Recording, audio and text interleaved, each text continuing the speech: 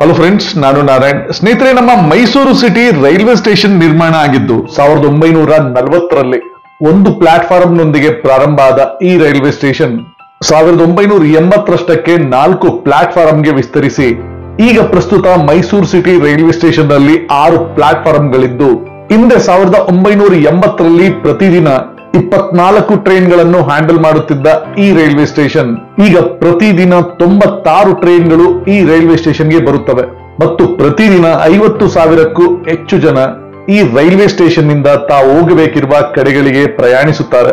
ನಮ್ಮ ರಾಜ್ಯಕ್ಕೆ ಮೊದಲು ರೈಲು ತಂದವರು ನಮ್ಮ ಮೈಸೂರಿನ ದೊರೆ 10ನೇ ಚಾಮರಾಜ ಒಡೆಯರ್ ಅವರು.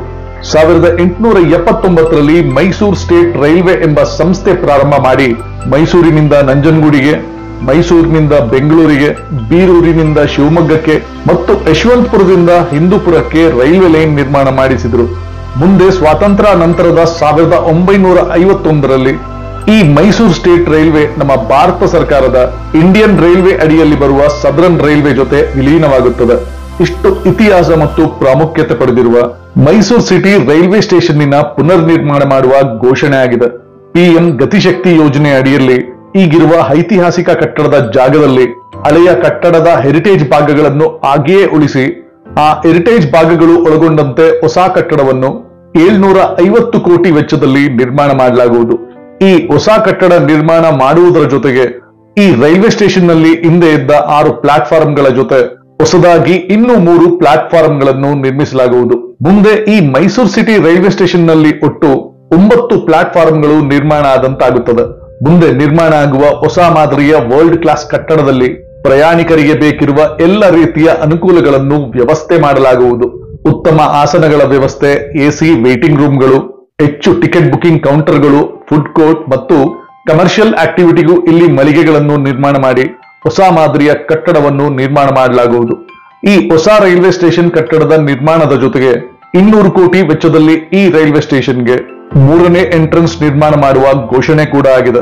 ಹಿಂದೆ ಇದ್ದ ಹಳೆಯ ಎಂಟ್ರೆನ್ಸ್ ಚಿಕ್ಕದಿದ್ದ ಕಾರಣ ಮೈಸೂರು ಸಿಟಿ ರೈಲ್ವೆ ಸ್ಟೇಷನ್ಗೆ 2ನೇ ಎಂಟ್ರೆನ್ಸ್ ಅನ್ನು CFTRI ಎದುರು central food technology research institute ಎದುರು ನಿರ್ಮಾಣ ಮಾಡಲಾಯಿತು. ಈಗ ಈ ಮೈಸೂರು ಸಿಟಿ ರೈಲ್ವೆ ಸ್ಟೇಷನ್ಗೆ ಹೊಸದಾಗಿ 3ನೇ ಎಂಟ್ರೆನ್ಸ್ ಅನ್ನು ರೈಲ್ವೆ ಸ್ಪೋರ್ಟ್ಸ್ ಗ್ರೌಂಡ್ ಹತ್ತಿರದಲ್ಲಿ ಇರುವ ವಾಣಿ ವಿಲಾಸ್ ವಾಟರ್ ವರ್ಕ್ಸ್ ಹತ್ತಿರ ನಿರ್ಮಾಣ ಮಾಡಲಾಗುವುದು. ಮೈಸೂರು ಸಿಟಿ ರೈಲ್ವೆ ಸ್ಟೇಷನ್ನಿನ ನೂತನ ಕಟ್ಟಡ ಮತ್ತು ಈ 3ನೇ ಎಂಟ್ರೆನ್ಸ್ ಇವೆರಡರ ಡಿಸೈನ್ ಅನ್ನು ಡೆಲ್ಲಿ ಮೂಲದ ಕಂಪನಿ ಮಾಡುತ್ತಲಿದೆ.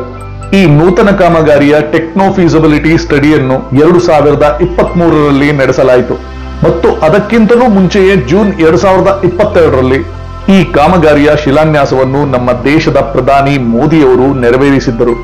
ನಮ್ಮ ಭಾರತದ ಹೆರಿಟೇಜ್ ಸಿಟಿ ಎಂದೇ ಪ್ರಖ್ಯಾತವಾದ ನಮ್ಮ ಮೈಸೂರು ಬಹಳ ವೇಗವಾಗಿ ಅಭಿವೃದ್ಧಿಯಾಗುತ್ತಿರುವ ನಗರ ಮತ್ತು ಅದೇ ರೀತಿಯಲ್ಲಿ ನಗರದ ಜನಸಂಖ್ಯೆಯೂ ಬೆಳೆಯುತ್ತಿದೆ. ಹೊರ ದೇಶಗಳ ಮತ್ತು ನಮ್ಮ ದೇಶದ ಹೊರ ರಾಜ್ಯಗಳ ಪ್ರವಾಸಿಗರಿಗೆ ಮೈಸೂರು ನಗರ ಬಹಳ ಹೆಚ್ಚು ಆಕರ್ಷಕವಾಗುವ ತಾಣ.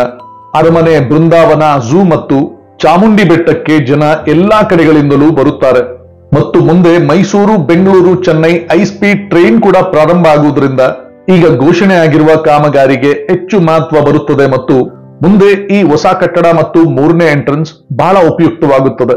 ಮೈಸೂರು ನಗರ ಶಾಂತಿ ಪ್ರಿಯರ ನಗರ. ಅವರುಗಳಿಗೆ ಹೆಚ್ಚು ಜನಜಂಗುಳಿ ಇಷ್ಟವಾಗುವುದಿಲ್ಲ. ಆದರೂ ಮುಂದೆ ಕಾಲಕ್ಕೆ ತಕ್ಕನಾಗಿ ಬದಲಾವಣೆ ಮತ್ತು ಜನಸಂಖ್ಯೆ ಹೆಚ್ಚಿದಂತೆಲ್ಲ ಜನಸಂದಣಿ ತಪ್ಪಿಸಲು ಸಾಧ್ಯವಾಗುವುದಿಲ್ಲ. ಮುಂದೆ ಈಗ ನಿರ್ಮಾಣವಾಗಲಿರುವ ಹೊಸ ಕಟ್ಟಡ ಮತ್ತು ಹೊಸದಾಗಿ ನಿರ್ಮಾಣವಾಗಲಿರುವ 3ನೇ ಎಂಟ್ರೆನ್ಸ್ ಈ ನಗರದ ಜನರಿಗೆ ಮತ್ತು ಈ ನಗರಕ್ಕೆ ಬರುವ ಪ್ರವಾಸಿಗರಿಗೆ ಹೆಚ್ಚು ಅನುಕೂಲ ಕಲ್ಪಿಸುವಂತೆ ಆಗಲಿ ಎಂದು ಆಶಿಸುತ್ತಾ ನಾನು ನಾರಾಯಣ್. ಸ್ನೇಹಿತರೆ, ನಿಮ್ಗೆ ಈ ವಿಡಿಯೋ ಇಷ್ಟ ಆಗಿದ್ದಲ್ಲಿ ಲೈಕ್ ಮಾಡಿ, ಶೇರ್ ಮಾಡಿ, ಸಬ್ಸ್ಕ್ರೈಬ್ ಮಾಡ್ಕೊಳ್ಳಿ ಮತ್ತೆ ನಿಮ್ಮ ಅನಿಸಿಕೆ ಅಭಿಪ್ರಾಯನ ಖಂಡಿತ ಕಮೆಂಟ್ ಬಾಕ್ಸ್ ಅಲ್ಲಿ ತಿಳಿಸಿ. ನಮ್ಮ ಈ ವಿಡಿಯೋನ ಇಲ್ಲಿವರೆಗೂ ವಾಚ್ ಮಾಡಿದ್ಕೆ ಥ್ಯಾಂಕ್ ಯು, ಧನ್ಯವಾದ, ನಮಸ್ಕಾರ.